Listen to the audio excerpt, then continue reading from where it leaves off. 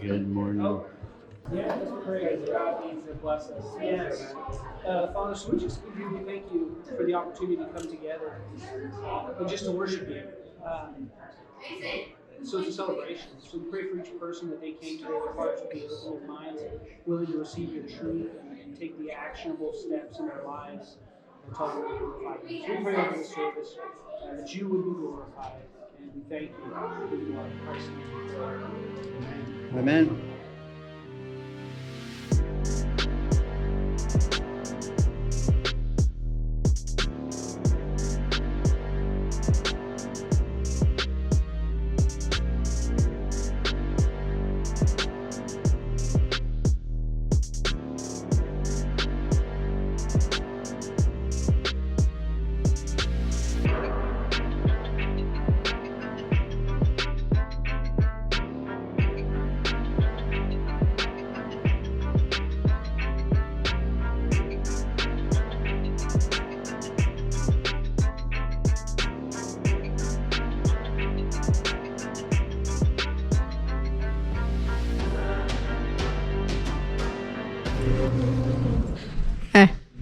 Yeah, you can put a bunch at one time, so you don't have to.